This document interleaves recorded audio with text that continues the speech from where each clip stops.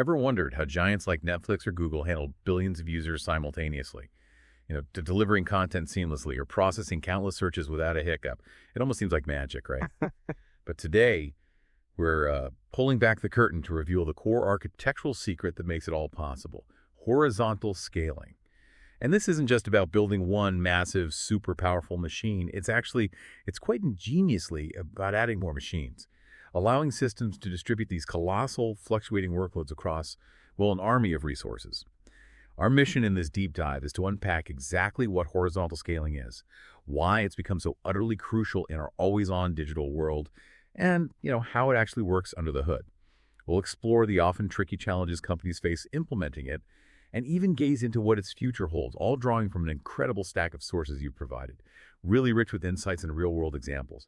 And here's where it gets really interesting. We'll kick things off by digging into Netflix's pivotal 2008 database failure and how that catastrophic incident completely transformed their entire approach to scalability, ultimately reshaping an entire industry. I'm always fascinated by how companies learn from their biggest failures, and this one is a masterclass. Yeah, and what you've just highlighted about Netflix and the whole concept of horizontal scaling itself, it's, like you said, far more than just a technical detail. It really signifies a profound paradigm shift in modern distributed system architecture. This isn't just about bolting on more hardware. It fundamentally redefines how organizations strategize around increasing computational demands and user loads.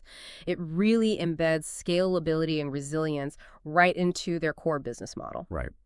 Throughout this deep dive, we're going to try and demystify some of the architectural complexities, the intricate data consistency challenges, and the state management issues that inevitably arise when you distribute systems across many machines. Okay. But don't worry, we're committed to breaking it down in a way that provides you with clear, actionable takeaways. And like you mentioned, those genuine aha moments about why this seemingly technical topic has massive direct implications for business success and survival, really. Yeah. Our aim is for you to gain knowledge quickly, but thoroughly, understanding not just the what, but the critical why it matters. All right, let's roll up our sleeves and unpack this then. So what exactly is horizontal scaling?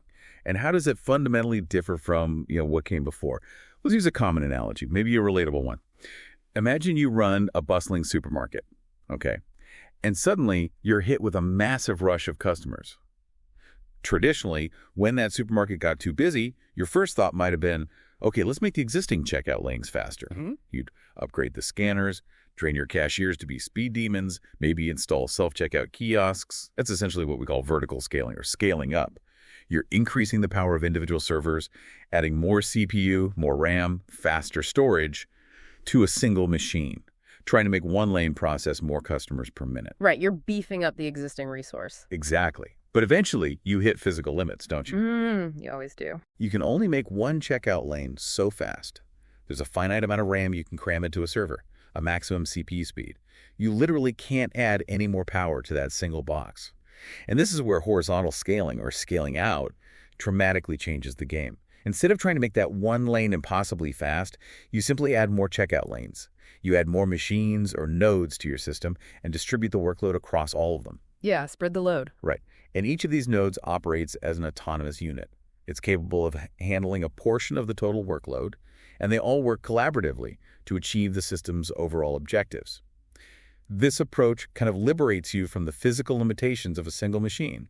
It creates this remarkably resilient and flexible infrastructure that can truly adapt to wildly varying demand patterns, something vertical scaling just can't do. It's like having a whole team available instead of just one superstar, right? Exactly. A team of cashiers for every customer influx. It's truly remarkable how this concept, its theoretical roots are firmly planted in distributed computing from way back like the 60s and 70s. Wow, that far back. Yeah, but it didn't really gain significant, real-world momentum until the explosive rise of internet-scale applications, late 90s, early 2000s. Suddenly, organizations were just confronted with unprecedented user growth, massive data volumes, stuff that just far outstripped what their traditional monolithic architectures could handle. It hit a wall. Completely. It became glaringly clear that simply beefing up existing servers wasn't just economically unsustainable, it was physically impossible beyond a certain point. So the shift became less about building bigger individual components and fundamentally about distributing tasks across multiple independent autonomous units, each doing a part of the job. It was a complete reimagining of how computing resources could be harnessed, really. So, If that's the what, then what does this all mean for, for us, for you listening? Why is horizontal scaling now considered the cornerstone of modern high-performance systems? Well, it delivers some truly superior advantages, and these translate directly into massive business value, moving way beyond just technical elegance. First, there's fault tolerance. This is huge. If you have multiple checkout lanes and one cashier suddenly needs a break or the register breaks down, well, the other lanes can immediately pick up the slack. Mm-hmm. Seamlessly. Right. Similarly, distributing workloads across multiple servers means if one node fails, and believe me, they will fail, it's just a matter of when, It's inevitable. others can instantly take over its tasks, ensuring continuous service. There's no single point of failure. Your service stays online even when individual bits go down. Which is that design for failure philosophy you hear about, building resilience in from the start. Exactly. It's not an afterthought. Second, it's incredibly cost-effective. Instead of pouring money into one ridiculously expensive high-end super server, you can build your system using many cheaper commodity hardware units. Off-the-shelf stuff, basically. Yeah, think about it. It's almost always more affordable to buy 10 mid-range servers than one bleeding-edge behemoth designed for maximum individual power. Way better capital expenditure efficiency. Makes sense. Third, you get virtually unlimited scalability potential. As long as you have the physical space, power, network capacity, you can just keep adding more nodes as demand grows. Your growth isn't capped by a hardware ceiling. It frees your business to expand without hitting those technical roadblocks. Right, you're not constantly re-architecting. And finally, there's elastic scalability. This is crucial for managing fluctuating demand. Resources can be added or removed dynamically based on real-time needs. You're not paying for idle capacity during slow times, but you can instantly ramp up for peak periods, like a Black Friday sale or a big product launch. Yeah, pay for what you use. These benefits directly translate to avoiding costly downtime, managing infrastructure costs efficiently, and being able to grow without completely re-architecting your system every time you hit a new user milestone. Ultimately, this meets today's, let's face it, heightened customer expectations for always available high-performance services. That brings up a critical point, though. Why did traditional vertical scaling become so fundamentally insufficient for the modern digital landscape? It's because the internet didn't just grow, it exploded. It created this unprecedented, unpredictable torrent of user growth and data. Just massive scale. Exactly, the sheer volume of simultaneous transactions, users, it made vertical scaling an economic and physical impossibility beyond a certain point. You just can't put enough power into a single box to handle a global streaming audience, for instance. Connecting this to the bigger picture, horizontal scaling transition from being, a good technical choice to an absolute business imperative. In today's hyper-connected world, even minor service disruptions or performance slowdowns can result in immediate customer churn, significant revenue loss, irreparable reputational damage. So building resilient, massively scalable architecture became not just a competitive advantage, but a critical prerequisite for business survival and growth. It's just not optional anymore. Speaking of transformation and critical incidents, Netflix. Their story truly exemplifies this shift. It's wild, and it's practically a masterclass that reshaped how the tech industry thought about this stuff. Picture this. It's 2008. Netflix at this point is still heavily reliant on its DVD shipping service. Then, disaster strikes. They experienced a major database failure. And this wasn't a minor glitch, it was a complete collapse. It prevented DVD shipments for 3 consecutive days. 3 days! That's an eternity in that business. Can you imagine the sheer panic? A business built on subscriptions and physical delivery, completely crippled. It's the kind of nightmare scenario that keeps executives awake at night. This catastrophic incident, this absolute make-or-break moment, forced Netflix leadership to fundamentally rethink their entire infrastructure strategy. From the ground up, it wasn't just a patch job or a quick fix. It initiated a monumental 7-year migration from their traditional vertically scaled data centers to a fully cloud-based, horizontally distributed architecture built on Amazon Web Services, AWS. A 7-year journey. That's commitment. Absolutely. And this wasn't just a tech project. It was a strategic pivot. It allowed Netflix to evolve from primarily a DVD shipping service into the global streaming powerhouse we know today, serving over 200 million users worldwide with impeccable uptime.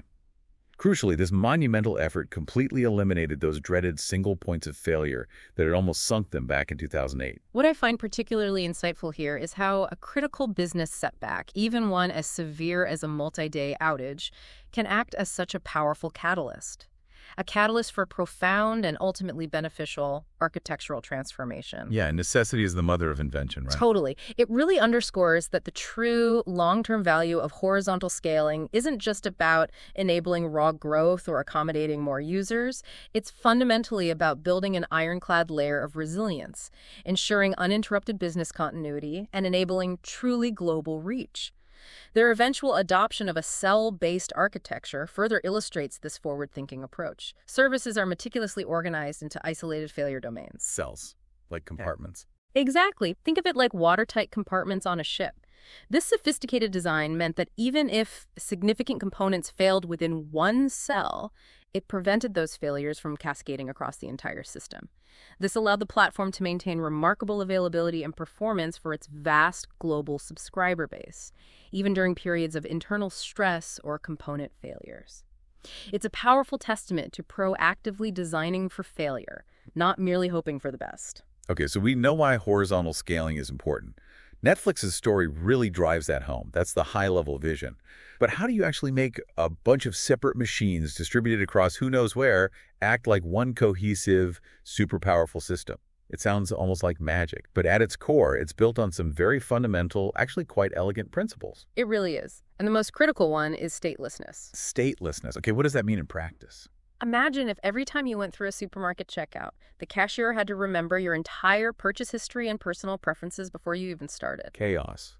Total gridlock. Exactly. It would be incredibly slow, and if you switched lanes mid-transaction, the new cashier would be completely lost. Statelessness in services means that individual components do not retain any client-specific information between requests.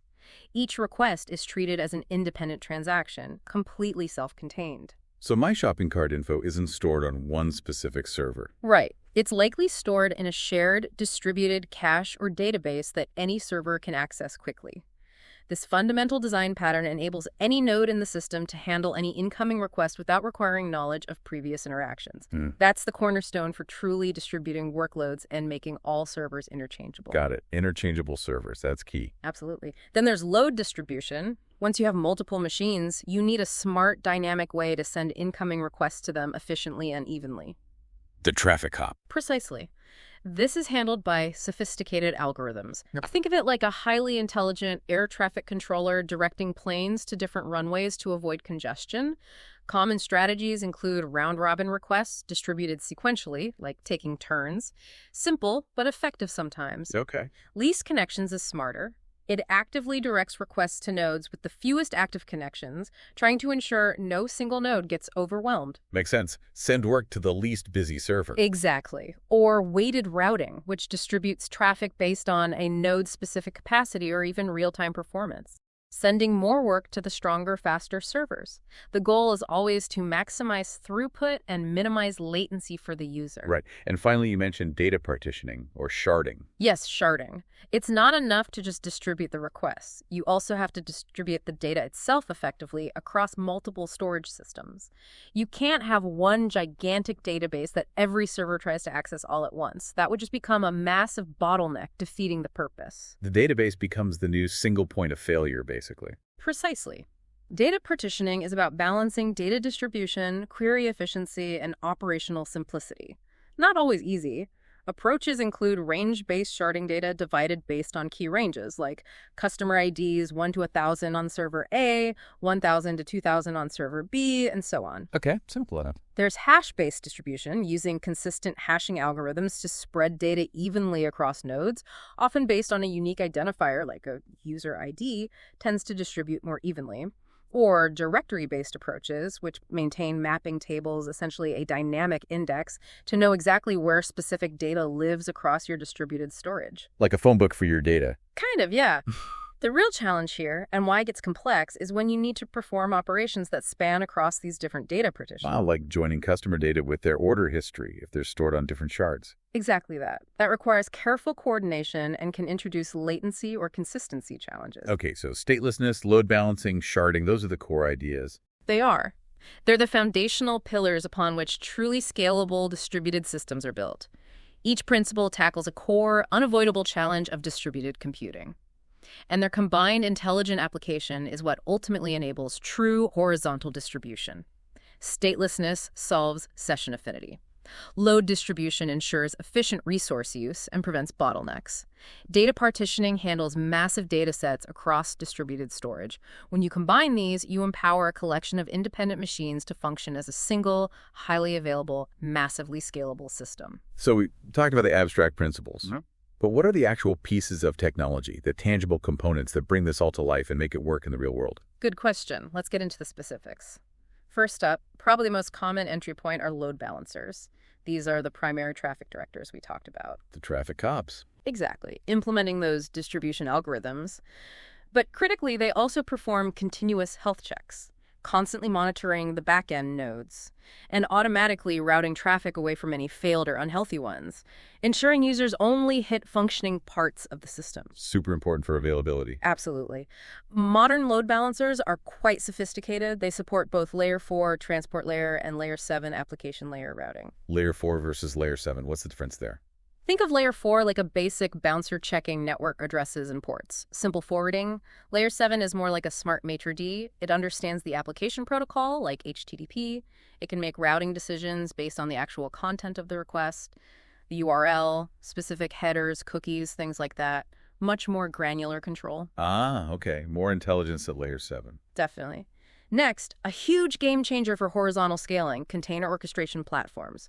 And the undisputed leader here is Kubernetes. Kubernetes. Mhm. Hear that name everywhere. For good reason. These platforms have absolutely revolutionized how we implement horizontal scaling.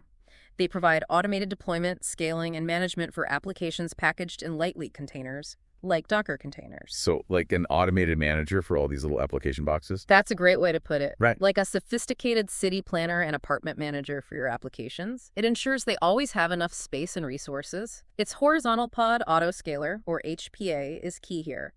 It automatically adjusts the number of running instances or pods of your application. It does this based on real-time metrics like CPU usage, memory consumption, or even custom application-specific metrics like requests per second. So it scales up and down automatically, no human intervention. Ideally, yes. It enables a truly dynamic, adaptive response to changing workloads. Wow. Okay, what else? Then we have service mesh architectures. Think Istio or Linkerd. As you break down a monolithic application into hundreds, maybe thousands, of tiny microservices, communication between them becomes a major, complex challenge. Right. How do all those tiny pieces talk to each other reliably? Exactly. A service mesh provides an advanced, programmable networking layer specifically designed for this microservice world. It handles things like intelligent traffic management, think automatic retries if a service call fails, setting timeouts, implementing circuit breakers to stop cascading failures. Circuit breakers. Like in my house.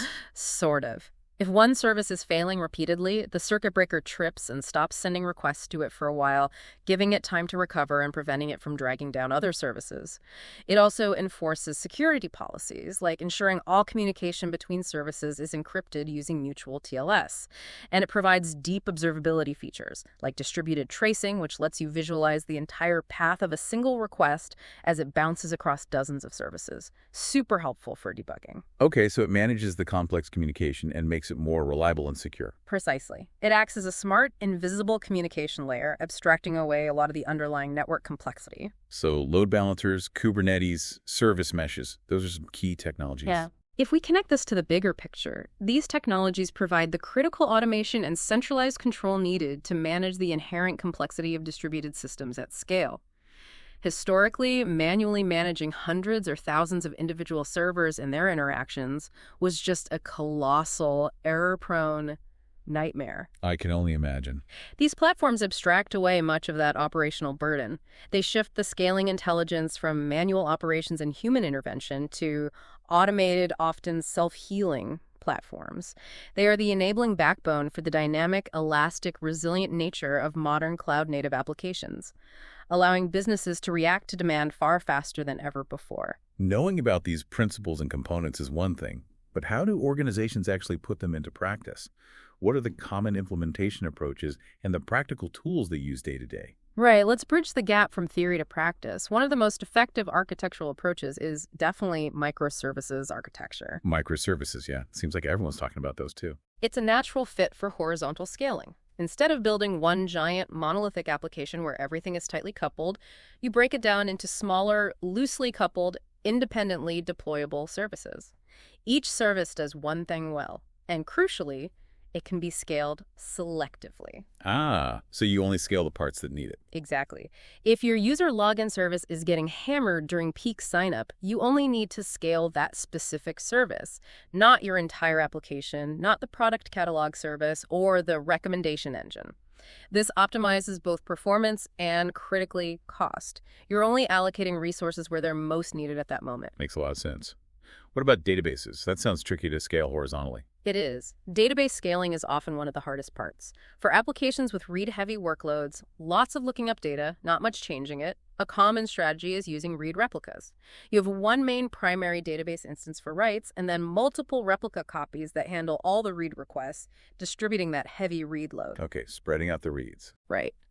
But for write-heavy applications, or just really massive data sets, you often need database sharding.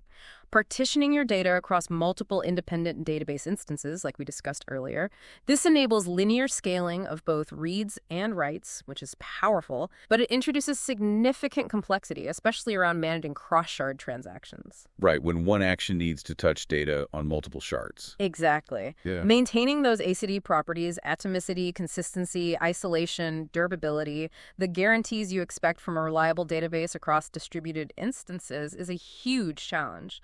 It often requires complex two-phase commit protocols or other coordination mechanisms which can add latency and failure points.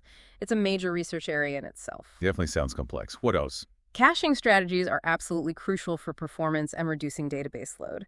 Distributed caching systems like Redis or Memcached are deployed across multiple application instances to store frequently accessed data in memory. So you don't have to hit the database every single time. Correct. This dramatically reduces database load and significantly improves response times, making the application feel much snappier to the user.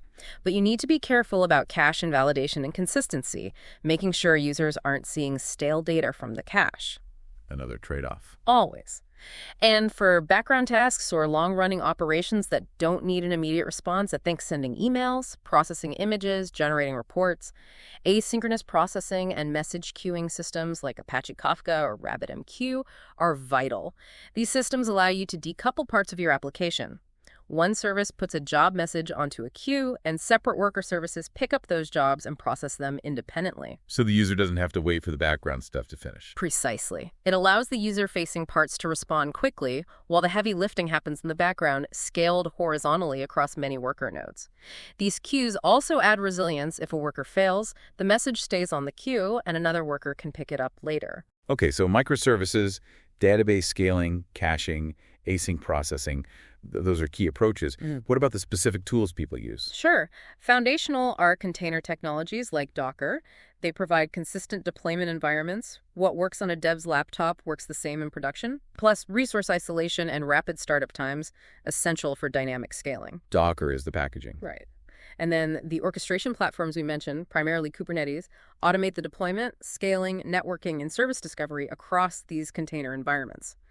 Kubernetes manages the Docker containers, essentially. Got it. Cloud platform services from AWS, Azure, and Google Cloud offer managed, automated scaling capabilities built in.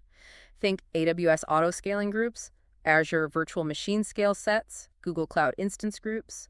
These services automatically adjust the number of virtual machine instances based on metrics, integrating load balancing and monitoring. They abstract away a lot of the underlying infrastructure complexity. So the cloud providers make it easier. They provide powerful building blocks, yes. But you still need to understand the principles. And to actually know what's going on in such a complex, distributed environment, monitoring and observability tools are absolutely essential. You can't fly blind. Tools like Prometheus for collecting metrics, Grafana for visualizing them in dashboards, these show the health of your system in real time. And distributed tracing systems like Jaeger or Zipkin are crucial for understanding request flows across multiple services. They help pinpoint bottlenecks or errors that span several components, like following a single package through a complex shipping network. Seeing the whole journey. Exactly. And finally, infrastructure as code, IAC tools. Terraform, AWS CloudFormation, Pulumi, Kubernetes YAML manifests. These tools allow you to define and manage your entire infrastructure: servers, networks, load balancers, databases using code, stored in version control, just like your application code. Infrastructure as code. Yeah. That sounds powerful. It is. It enables reproducible, automated, version-controlled infrastructure deployments. Absolutely vital for managing complex, horizontally scaled environments consistently across development, testing, and production. You can spin up or tear down entire environments reliably and quickly. So it's really an ecosystem of approaches and tools working together. Absolutely. It highlights the importance of a holistic approach. It's not just one technology, but an ecosystem of tools, architectural patterns, and operational practices working in concert to achieve effective, resilient scaling. And that consistency offered by IAC, critical for managing these complex environments without descending into chaos. That makes a lot of sense. But if you're building something this complex with all these moving parts, are there rules of the game, best practices for how to design it, and ways to measure if all this horizontal scaling is actually, working well and providing value? Absolutely. Defining standards and metrics is crucial, especially because distributed systems inherently involve trade-offs. You need guiding principles and ways to quantify success. When designing how services talk to each other, API design standards become critical. RESTful API principles emphasizing stateless communication, uniform interfaces, cacheable responses align naturally with horizontal scaling. They promote that loose coupling we talked about. Right, keep services independent. Exactly. GraphQL offers an interesting alternative. It can significantly reduce network overhead by allowing clients to request exactly the data they need in a single query. This helps minimize that chatty interface problem where services make too many small back-and-forth requests, which can kill performance in distributed systems. Yeah, different ways to structure the communication. Then there are data consistency models. This is where those trade-offs really bite. You have to carefully choose based on your application's specific needs because, well, you often can't have everything perfect. Eventual consistency models offer maximum scalability and availability. They allow temporary inconsistencies between nodes, which eventually resolve over time. Like updates propagating through a social network feed. It might take a second for everyone to see the same thing. Perfect example. Great for social media, comment sections, things where immediate perfect consistency isn't paramount. On the other hand, strong consistency models maintain immediate consistency across all nodes. If one user updates something, everyone sees that update instantly, guaranteed. Like a bank balance, maybe. You need that to be accurate right away. Exactly. But strong consistency comes at the cost of reduced scalability and availability, because every change requires coordination, often locking, across multiple nodes. This can slow things down and make the system more brittle. This inherent dilemma is famously captured by the CAP theorem. Ah, yes, the CAP theorem. Consistency, availability, partition, tolerance. That's the one. It states that in the presence of a network partition, meaning communication breaks down between parts of your distributed system, which will happen, you can generally only guarantee two of those three properties: consistency, availability, or partition tolerance. So you have to choose which two are most important when things go wrong. Precisely. You have to make a fundamental architectural trade-off. Do you prioritize keeping the data perfectly consistent, even if it means some users get an error, sacrificing availability? Or do you prioritize keeping the service available even if it means some users might see slightly stale data temporarily, sacrificing strong consistency? Understanding this trade-off is critical. Wow, okay. What about security standards? More servers, more connections? Sounds like a bigger target. It absolutely is. The attack surface expands significantly, so zero-trust security models are essential. These models assume no component inside or outside your network can be trusted by default. Every interaction, every service call requires comprehensive authentication, authorization, and encryption. Trust nothing, verify everything. No more crunchy exterior, soft interior. Exactly. The perimeter is dead. Service mesh technologies like Istio can really help here. They provide powerful infrastructure-level security features like mutual TLS encryption for all service-to-service communication, granular access policies, and traffic encryption, often without requiring developers to change their application code. Building security into the fabric. Right, and for measurement, effective performance metrics are crucial.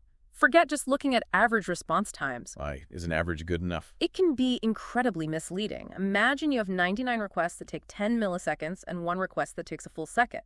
1,000 meters. The average is about 20 meters, which looks great, but 1% of your users had a terrible experience. The average hides the outliers. Exactly. You need response time percentiles. P50, median, P95, P99, even P99.9. P99 tells you the experience of 99% of your users. That reveals the tail latency, where user frustration really builds. You also track throughput metrics. How many requests per second can the system handle? And error rates, how often are things failing? Okay, percentiles, throughput, errors, what else? Resource utilization metrics. CPU, memory, network bandwidth, disk I/O on your nodes. Are you using resources efficiently? Are there bottlenecks? And you're always aiming for linear scalability. Ideally, if you double your resources, you double your capacity or throughput. It shows your architecture is scaling efficiently. Makes sense. Double the lanes, double the cars. Kind of. And finally, perhaps most importantly, business metrics. Things like cost per transaction, revenue per compute unit, customer satisfaction scores, conversion rates. These provide the essential context. They connect the technical performance to actual business value, ensuring your scaling investments are delivering measurable ROI and not just, cool engineering feats. Right, tying it back to the bottom line. That CAP theorem really highlights the tough choices, doesn't it? Seems like building these systems requires navigating some fundamental dilemmas. You've absolutely hit on a core truth there. You must make conscious trade-offs, particularly between consistency and availability when network partitions inevitably occur. Understanding that theoretical framework is critical for making informed architectural decisions that truly align with specific business needs and risk tolerance. And yes, ultimately, even the most sophisticated technical metrics have to be translated into tangible business impact. That's how you justify the investment and demonstrate the real value of these often complex architectural choices. And this isn't just for the tech giants anymore, right? You see this everywhere now. This market must be huge. You are absolutely correct. The horizontal scaling market has seen exponential growth. It's fundamentally driven by the massive adoption of cloud computing, the rise of microservices, and digital transformation initiatives sweeping across practically every single industry. Global cloud services spending, the numbers are staggering, projected to hit $679 billion by 2024. And horizontal scaling is a fundamental enabling component of that entire market. What's truly striking is the sheer scale. It confirms horizontal scaling isn't some niche concept for elite tech companies anymore.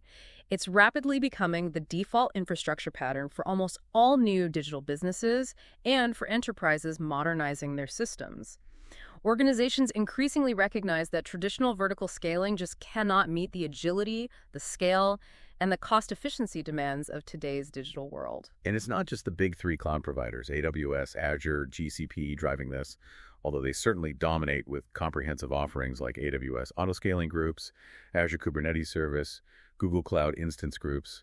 What's also vital are the open source technologies, right? Like Kubernetes itself, Apache Kafka, Prometheus, Grafana. Precisely. The open source movement provides a critical balance. It empowers organizations with flexibility, transparency, community-driven innovation. These tools offer powerful, often cost-effective alternatives. And crucially, they help organizations avoid getting locked into a single vendor's ecosystem, which is a major concern for many. Right, avoiding vendor lock-in. That's huge. Absolutely. This dynamic market landscape just confirms that horizontal scaling is no longer a strategic option. It's the expected baseline for competitive digital services today. If you're building something new and not planning for horizontal scale, well, you're probably planning to be left behind. So given how ubiquitous this is becoming, where are we seeing horizontal scaling in action every single day? What stands out to you about its pervasive impact across different industries? That's a great question because the applications are incredibly diverse and touch almost every aspect of our digital lives. It's quite remarkable. Think about e-commerce platforms.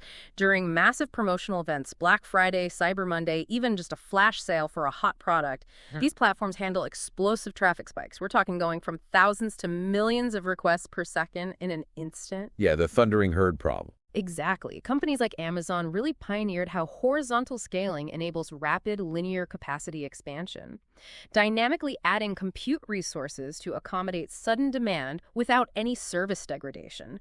And crucially, they can scale back down automatically during normal operations, providing significant cost optimization.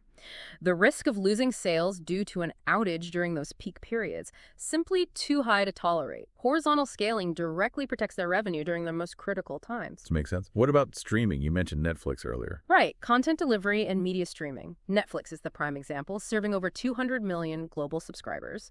Their horizontally distributed architecture spans multiple geographic regions, multiple cloud providers even. This provides ultra-low latency content delivery. Imagine trying to deliver high-quality, low-latency 4K video to users across continents from a single giant server farm. It's impossible. Low latency would be awful. Yeah, terrible.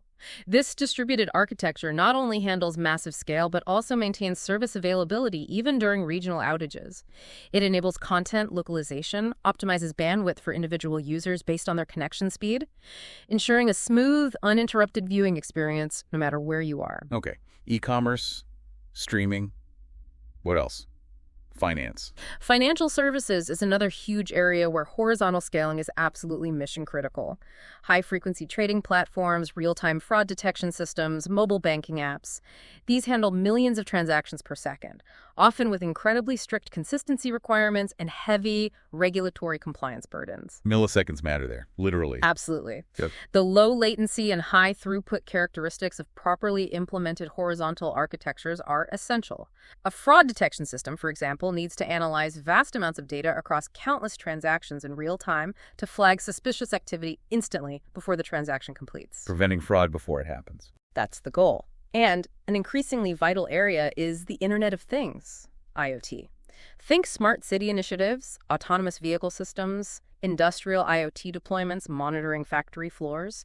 These generate petabytes of real-time data from countless distributed sensors. Just a flood of data. A deluge.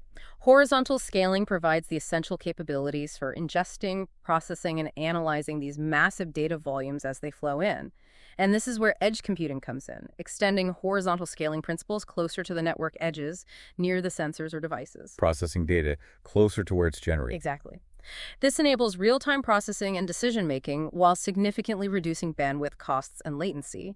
Crucial for applications like self-driving cars that need instantaneous responses or industrial automation.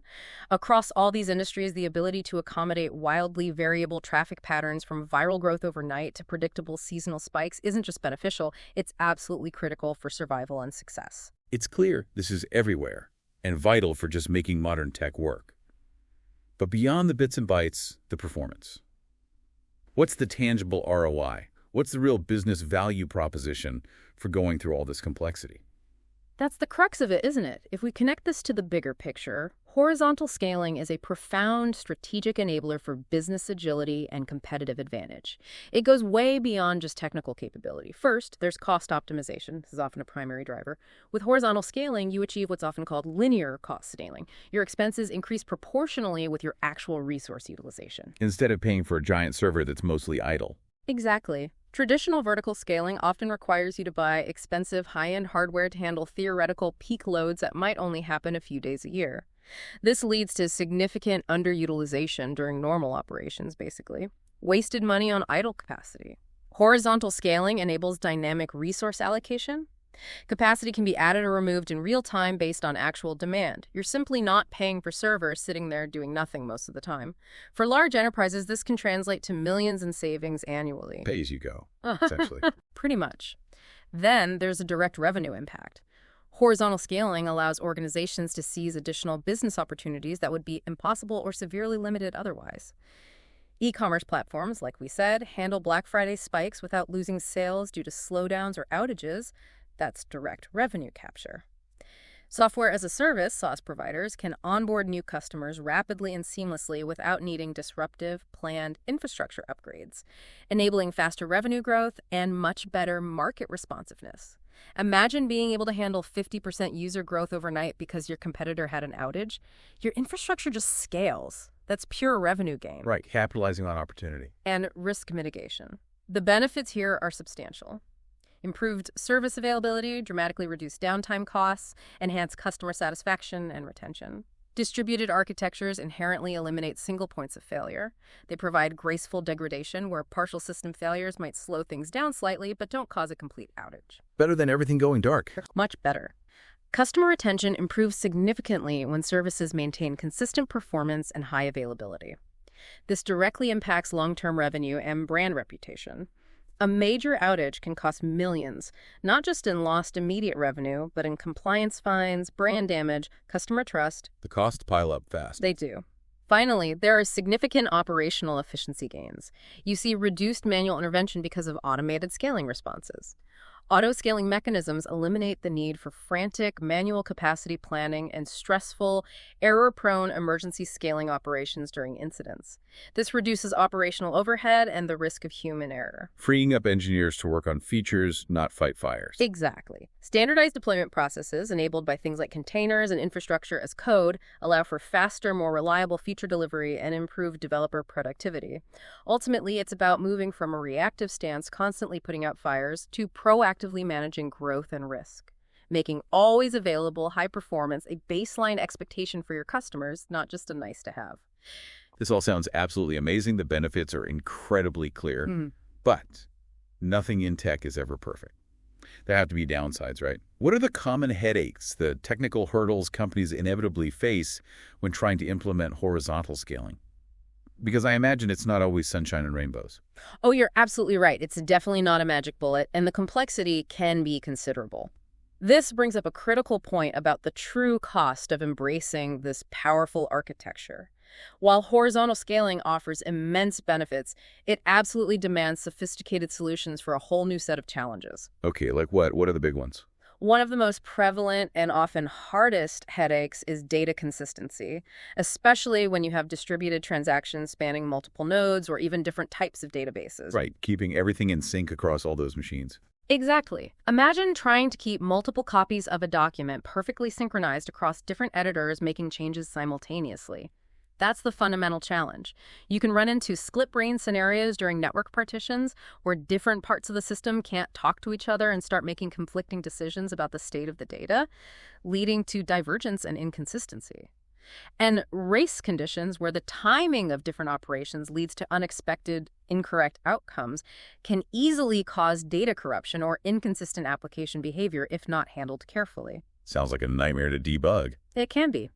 Then there's session management. In truly stateless, horizontally scaled applications, a user session, their login status, their shopping cart, might be handled by a different server node on each consecutive request. Traditional server-side session storage, where the session lives on one specific server, just doesn't scale well. It forces you into sticky sessions, directing a user back to the same server, which defeats the purpose of load balancing and resilience. So you need a shared place for session data. Often, yes. Distributed session management, perhaps using a shared cache like Redis, is common, but that introduces its own potential bottlenecks, latency, and consistency challenges. Okay, another trade-off. What else? Network latency and communication overhead. This becomes a much bigger factor. When you break a monolith into many microservices, you suddenly have potentially hundreds or thousands of services chatting across the network. If those interfaces are too chatty, making lots of small requests, the cumulative network latency can significantly degrade overall performance. Death by 1,000 tiny cuts. Or network call. Pretty much. And network partitions, temporary breaks in communication, or just intermittent connectivity issues can easily cause service disruptions if your services aren't built with robust retry logic and those circuit breaker patterns we mentioned earlier. Gotcha. Network issues are inevitable too. And load balancing complexity increases. While load balancers are key, ensuring optimal, truly even distribution across a diverse set of services and nodes, especially when nodes have different capacities or data affinities, is hard. Hotspots can develop. This is when data partitioning or request routing accidentally creates uneven load, overwhelming a few nodes while others sit idle.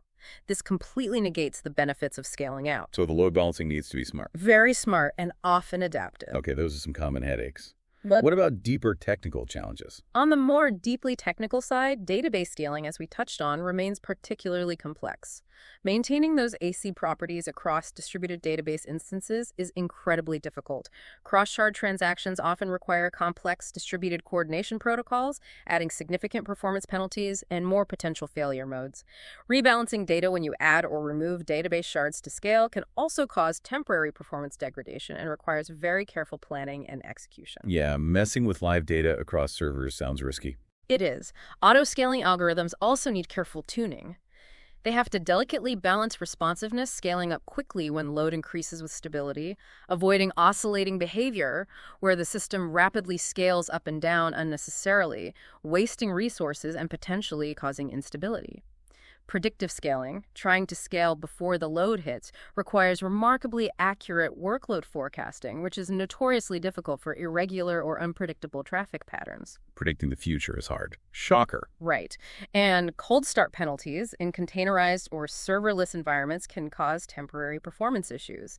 When new instances are rapidly added, they might need a few seconds to initialize and warm up before they can handle requests efficiently. Okay. What about just seeing what's going on? Monitoring and observability become exponentially more complex. It's a huge challenge. You need comprehensive metrics collection across potentially thousands of nodes, centralized logging to aggregate logs from all those distributed services into one place for analysis, and distributed tracing to follow a single request journey across potentially dozens of services. So you can actually figure out where something went wrong. Exactly. But then you face alert fatigue. With so many components, you can get drowned in alerts, many of them false positives or minor issues, leading to important problems being overlooked. And root cause analysis when something does break. It becomes a monumental task when issues might span multiple services, network boundaries, different cloud provider services, and infrastructure layers. Trying to debug that. It's like trying to find a needle in a haystack spread across multiple fields during an earthquake. Doesn't sound fun. It isn't. And finally, security coordination. Consistent policy enforcement, managing credentials and secrets securely, maintaining audit trails across all these distributed components, inherently complex. The expanded attack surface requires comprehensive security monitoring and incident response capabilities coordinated across a sprawling architecture. Wow. That's a lot to contend with on the technical side. And it sounds like it's not just about the tech challenges, it's about people and processes too, right? What organizational hurdles commonly pop up when trying to make this fundamental shift? You're absolutely right. What I find most fascinating, and often underestimated, is how inextricably intertwined the technical and organizational challenges truly are. You simply cannot succeed with one without comprehensively addressing the other. So what kind of organizational shifts are we talking about? A major one is cultural transformation. Moving effectively to DevOps practices, fostering an automation-first mindset across the entire engineering organization, and encouraging distributed systems thinking. This often means a significant shift away from traditional IT operations, development silos, and established processes. Breaking down those walls between Dev and Ops. Exactly. Team structures often need to change to support microservices ownership effectively. You might move towards smaller, autonomous teams that own specific services, end-to-end development, testing, deployment, operation, even on-call responsibilities for their service. You build it, you run it. That's the mantra. And developing the necessary skills across the organization in distributed systems design, cloud technologies, automation tools, observability practices requires significant investment in training, knowledge sharing, and continuous learning. So reskilling and restructuring. What else? Change management becomes absolutely critical, especially when migrating from existing monolithic applications to distributed architectures. This requires incredibly careful planning. Often, organizations favor incremental migration strategies, like the strangler fig pattern, where you gradually carve off pieces of the monolith and replace them with new microservices over time, rather than attempting a risky Big Bang rewrite. Strangling the old system slowly. Kind of, yeah. Thoughtful integration with existing legacy systems, which often can't be replaced immediately, adds technical debt and complexity that needs managing. Ensuring business continuity during these long migration periods often means operating parallel systems and planning very careful, phased cutovers to minimize disruption. It's a marathon, not a sprint. Okay. And cost. You mentioned cost savings earlier, but managing it sounds complex too. It is. Cost management and budget planning become significantly more complex with dynamic resource allocation and potentially multi-vendor cloud services. It's easy to get surprise bills. Unexpected scaling costs during traffic spikes can easily blow budgets if not properly monitored and controlled. Using FinOps practices, that's financial operations, bringing financial accountability to the variable spend model of cloud. Treating cloud costs like a product feature to be optimized. Exactly. Resource optimization requires continuous monitoring and adjustment to balance performance needs against cost objectives. It requires collaboration between finance, engineering, and operations. Makes sense. What about rules and regulations? Compliance and regulatory requirements add another layer of complexity. Data sovereignty laws, rules about where certain types of data can be stored or processed, can often conflict with the globally distributed nature of some horizontal scaling architectures. Cross-border data transfer regulations need careful handling. Audit requirements also become more complex when data and processing are spread across numerous systems and geographic locations, demanding robust logging, traceability, and reporting capabilities. So you need to know where your data is, even when it's spread out. Precisely. And related to all this is risk management. You simply must design for failure. Failure domain isolation is a critical strategy, ensuring that component failures don't cascade and take down the entire system. Using those circuit breaker and bulkhead patterns we talked about. Bulkheads are like watertight compartments on a ship. They limit the resources one service can consume to prevent it from starving others. Containing the blast radius? Right. Proactive companies even employ chaos engineering practices, intentionally injecting controlled failures into production environments, killing servers, introducing latency to test the system's resilience and identify weaknesses before a real incident occurs. Breaking things on purpose to make them stronger? That's the idea. Backup and recovery strategies also require sophisticated distributed approaches. You need to account for data consistency across shards, meet recovery time objective, RTO, how fast can you recover, and recovery point objectives, RPO, how much data can you afford to lose. Point-in-time recovery becomes much harder when data is distributed with different consistency models or replication delays. Capacity planning, even with auto-scaling, still requires sophisticated modeling of growth patterns, resource requirements, and performance characteristics. Resource pooling and shared infrastructure can create unexpected resource contention, noisy neighbor problems, if not carefully managed. And security incident response requires highly coordinated approaches across distributed infrastructure, ideally with centralized monitoring and automated response capabilities. Forensic analysis after an incident becomes much more complex when you have to trace activity across potentially hundreds of nodes, network segments, and service boundaries. Wow. It really sounds like building a truly resilient system requires not just robust code and cutting-edge tech, but a resilient team and a resilient culture that embraces this complexity and learns from failures. You've nailed it. That's absolutely crucial. The organizational and cultural aspects are often the longest pole in the tent. It sounds like a total rethinking of how you build and run software, maybe even the organization itself. So how do the companies that get this right, the ones that successfully navigate all these complexities, actually do it? What are the gold standards, the best practices? That really brings up a crucial question, doesn't it? Are you building a system primarily designed to prevent failures, or one designed to gracefully absorb and recover from failures? The best practices in modern distributed systems lean heavily towards the latter. Assume failure will happen. Designed for failure, not against it. Exactly. And that leads to the first and most fundamental best practice. Design for failure from the very beginning. Assume components will fail, servers will crash, networks will partition, databases will become slow. This means building truly stateless services wherever possible, designing idempotent operations that can be performed multiple times without changing the result beyond the initial successful execution. This is vital for safe, automatic retries, which are essential in unreliable networks. Okay, stateless and idempotent. What else? Embrace gradual rollout strategies. Avoid risky big bang releases where you swap out an entire system at once. That's just asking for trouble. Yeah, it sounds terrifying. Instead, use techniques like blue-green deployments. Deploy the new version, green, alongside the old blue, test it, then switch traffic over instantly once confident. If issues arise, you switch back just as fast. Or canary releases. Roll out the new version to a small, isolated subset of users, first the canaries in the coal mine. Monitor closely. If it looks good, gradually expand the rollout. Feature toggles or feature flags provide immense flexibility. They allow you to enable or disable new features at runtime, decouple deployment from release, and perform A/B testing easily, all without redeploying code. Crucial for risk mitigation. So rolling things out carefully and having quick rollback plans. Absolutely. And underpinning all of this, comprehensive automated testing at every level. Unit tests for individual components, integration tests for service interactions, end-to-end tests simulating user journeys, and performance tests under load. Non-negotiable. Test. Always. Next, comprehensive monitoring and observability are simply table stakes. You cannot manage what you cannot measure, especially in a complex distributed system.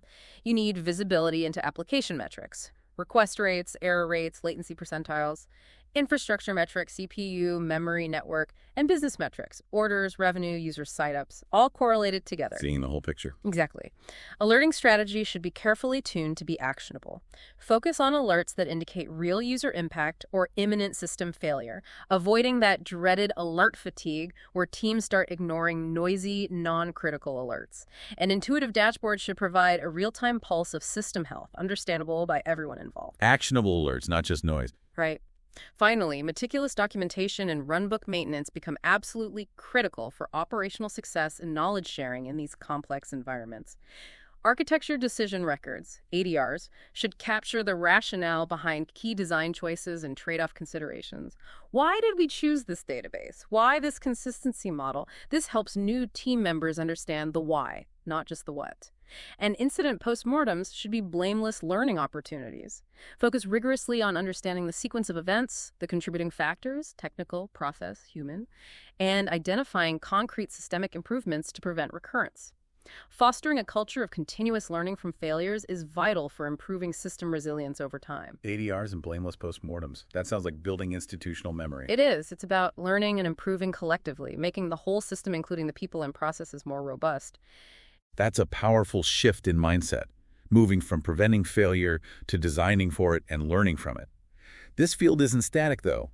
It's constantly evolving. So looking ahead, what exciting new things are on the horizon for horizontal scaling?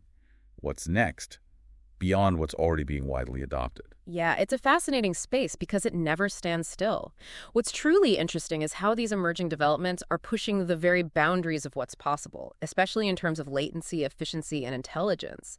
They reflect this continuous drive to abstract away even more complexity while still delivering unprecedented scale and performance. Okay, like what? Give us a glimpse into the future. One major area is AI-driven autoscaling. This is moving beyond simple reactive scaling based on current CPU load. Machine learning algorithms are being developed and increasingly deployed to analyze vast amounts of historical workload patterns, real-time metrics, even external factors like upcoming marketing campaigns or weather patterns to predict optimal resource allocation before demand spikes actually occur. So scaling proactively instead of reactively. Exactly. This proactive provisioning can potentially eliminate those cold start delays we talked about and prevent performance degradation during sudden surges.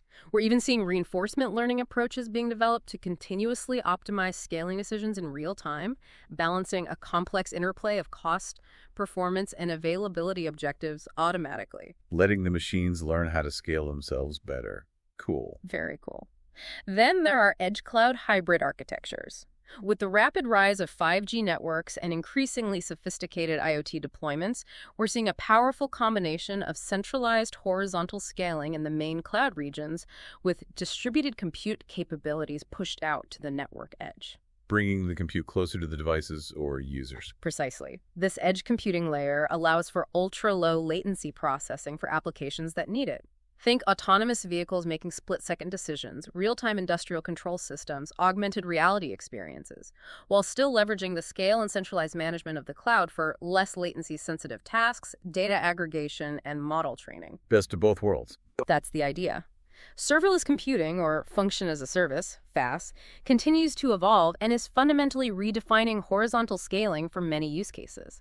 With serverless, you abstract away the infrastructure entirely. You don't manage servers, you don't even manage containers explicitly in many cases. You just deploy individual functions, and the cloud platform automatically scales them up from 0 to potentially thousands of instances based on incoming events or requests. Truly paper invocation scaling. Exactly. It offers incredibly granular, near-infinite scalability on demand, though it comes with its own set of challenges around state management and cold starts. And a related emerging technology getting a lot of buzz is WebAssembly, or WASM. Think of it as a super efficient, secure, universal binary format for code. It allows applications compiled to WASM to run almost anywhere in browsers, on servers, at the edge, often faster and more securely, with a smaller footprint than traditional containers for certain tasks. It could become a key enabler for highly portable, scalable functions. WASM, interesting. Okay, what about further out? Anything really mind-bending? Well, on the far horizon, there's the truly intriguing possibility of quantum computing integration. Quantum. Really? How would that apply to scaling? It's early days, of course, but as quantum processors become more accessible, perhaps via cloud platforms, the idea is that hybrid quantum classical algorithms could leverage quantum acceleration for specific, incredibly complex computational tasks that are bottlenecks in classical systems. Think potentially optimizing load balancing across a vast dynamic network of services in real time, or perfecting complex resource allocation and scheduling problems in ways that are intractable for today's computers. Maybe even accelerating machine learning for that predictive scaling we talked about. Using quantum's power for specific hard problems within the larger system. That's the near-term vision. Longer-term, quantum networking technologies, if they mature, might enable entirely new forms of ultra-fast, secure, distributed coordination.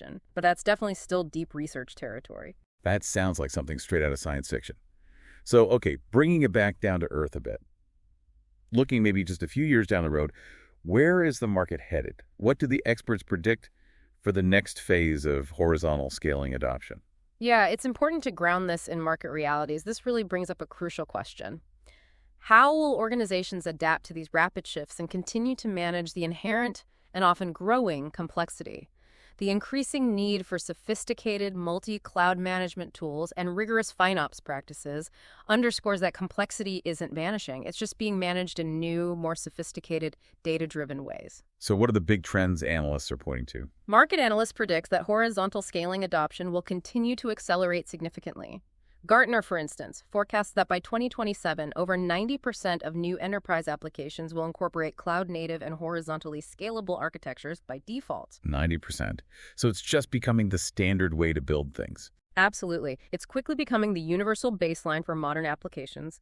Container adoption is also expected to reach near universal deployment in cloud environments, with Kubernetes firmly established as the undisputed standard orchestration platform. It's won the container orchestration wars, essentially. Okay, Kubernetes everywhere. What about cost? Cost optimization pressures will continue to be a major driver. This will lead to increased adoption of multi-cloud and hybrid cloud strategies as organizations leverage horizontal scaling across multiple providers to optimize pricing, avoid vendor lock-in, enhance resilience, and meet specific regulatory needs.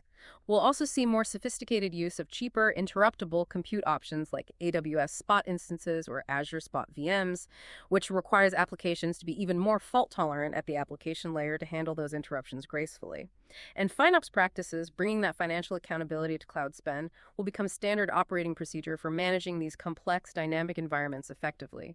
Ensuring cost efficiency is treated as a first-class citizen alongside performance and reliability. Gotcha. Regulations playing a bigger role too.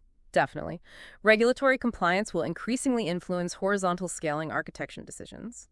Expanding data sovereignty and privacy regulations like GDPR, CCPA, and others globally will further drive edge computing adoption to meet specific data residency requirements, keeping sensitive data processed and stored within the required geographical boundaries. And zero-trust security models will become absolutely mandatory, not just best practice, for distributed architectures. This will push broader adoption of service mesh technologies, identity-based security solutions, and continuous verification to secure every single service-to-service interaction. Security built in, not bolted on. Yep. And sustainability. Is that becoming a factor? Yes. Finally, environmental sustainability concerns are gaining real prominence and will increasingly drive optimization for energy efficiency and carbon footprint reduction in infrastructure choices. Green computing initiatives will favor efficient resource utilization, server consolidation through virtualization and containers, and selecting cloud regions or data centers powered by renewable energy.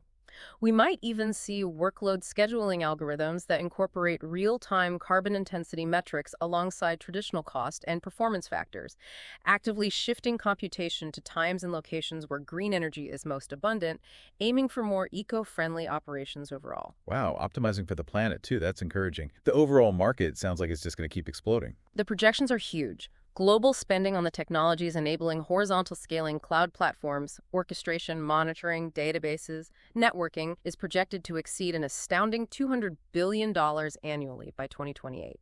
It's a massive foundational part of the modern digital economy. $200 billion. That's staggering. Beyond what's already being built and adopted commercially, what are the researchers still trying to figure out? Where's the cutting edge of academic work in horizontal scaling? What problems are they still chipping away at? That's a great question because the academic research really pushes the boundaries and often lays the groundwork for future industry practices. If we connect this research to the bigger picture, the ultimate goal is often to make these incredibly complex distributed systems even more resilient, more efficient, more automated, and yes, perhaps even more environmentally friendly by leveraging advanced computational models and theoretical breakthroughs. So what are some key areas of research focus? A lot of work continues on the theoretical foundations of distributed systems. This includes developing fundamentally better, more efficient, or more robust algorithms for core problems like consensus, getting distributed nodes to agree on something, maintaining different levels of data consistency under various failure modes, and improving fault tolerance guarantees in large-scale, real-world network conditions, which are often messy and unpredictable. Researchers are also working on formal verification methods using mathematical techniques to rigorously prove the correctness properties of distributed scaling algorithms and protocols. Can we prove this autoscaler won't oscillate under certain conditions? Can we prove this consensus protocol maintains safety? That's the goal. And applying control theory from engineering disciplines to autoscaling is producing interesting results, aiming for provable stability guarantees and truly optimal resource allocation strategies that adapt smoothly to rapid, unpredictable changes in workload. So making the foundations more solid and predictable. Exactly. In the realm of machine learning applications, it's a rapidly growing research area, going beyond the AI-driven scaling we mentioned earlier. Deep reinforcement learning is being explored not just for resource allocation, but also for things like automated anomaly detection in monitoring data, or even optimizing network routing within a service mesh. Can the system learn optimal policies from experience? Graph neural networks are being investigated for understanding the complex dynamic dependencies between microservices. If we can model the service graph accurately, maybe we can predict the downstream impact of failures or optimize deployment strategies more intelligently. Using ML to understand and manage the complexity. Right, it's not just about throwing more machines at the problem, it's about making those machines work together more intelligently and efficiently. Quantum computing integration, as we touched on, is also attracting significant research attention, even if commercial applications are further out. Researchers are actively exploring hybrid quantum classical algorithms for specific optimization problems common in horizontal scaling. Could quantum annealing help find the absolute best load balancing configuration across thousands of nodes? Could quantum algorithms speed up complex scheduling tasks? These are open research questions. Pushing the computational boundaries. Yes. And finally, sustainability research is rapidly gaining prominence in the academic community as well. This involves examining energy-efficient horizontal scaling strategies in depth. How can we design auto-scaling algorithms that explicitly minimize energy consumption while still meeting performance targets?